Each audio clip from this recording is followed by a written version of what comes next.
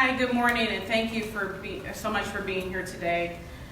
Today we'd like to continue a conversation on a very serious issue of domestic violence. 1 in 6 women in the U.S. have been victims of sexual assault. More than 1/3 of women have reported experiencing violence at the hands of their intimate partner. And millions of men have also experienced both. While we must continue to educate and as a part of our prevention efforts, it is equally as important to believe, protect, and uplift survivors of domestic violence and sexual assault. We must work to improve our accountability efforts against predators of domestic and sexual violence.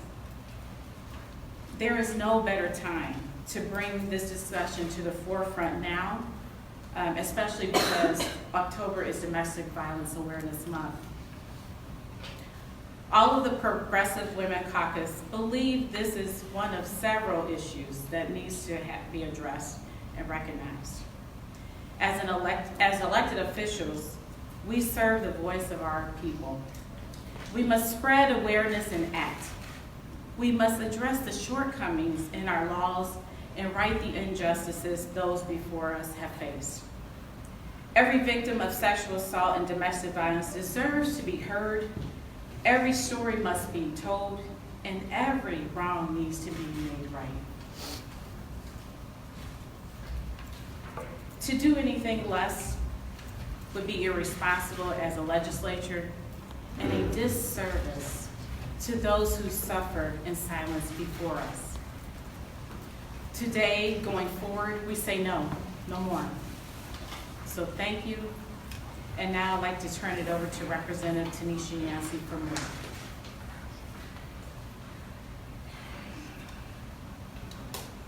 Thank you, Senator Santana.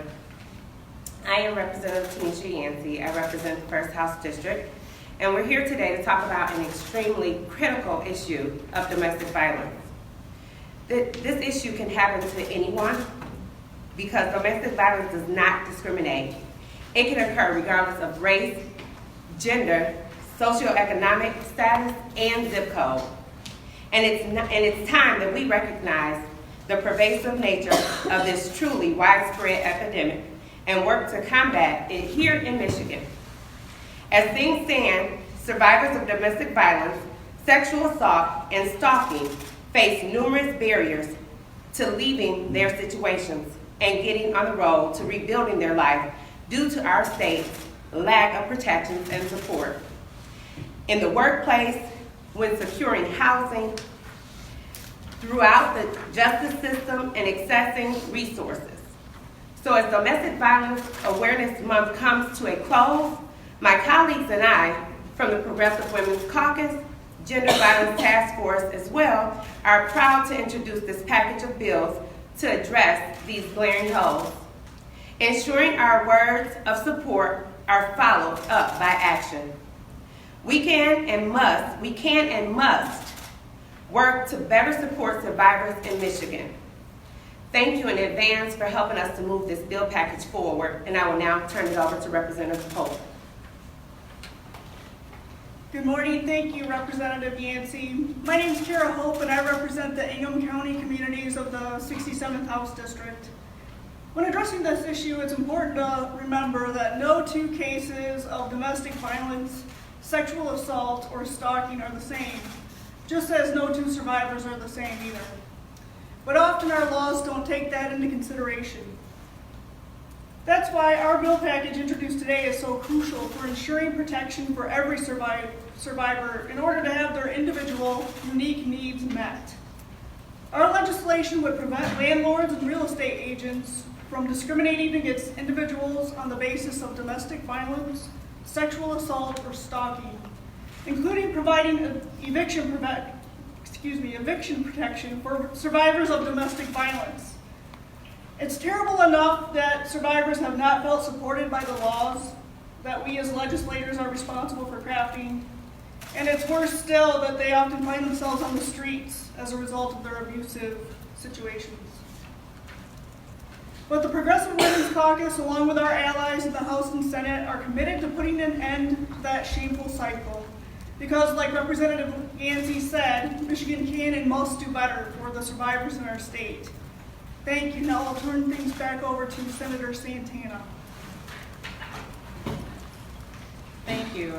We had a survivor who also has a nonprofit that supports domestic violence, Ashton. She couldn't be here with us today, unfortunately, but she does have a statement that she would like us to share with you, so I will do that at this time. Ashton Steele. Domestic violence and abuse laws are antiquated.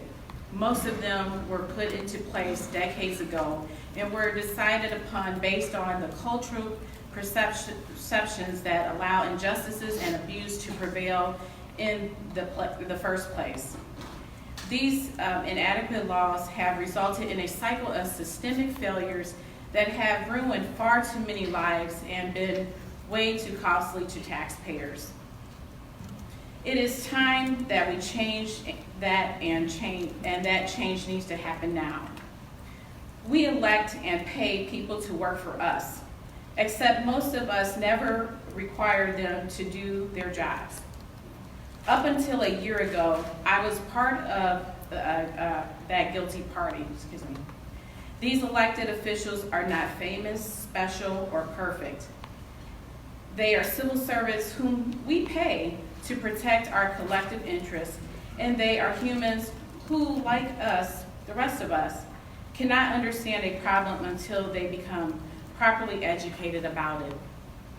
They also can't think of effective solutions to these problems on their own.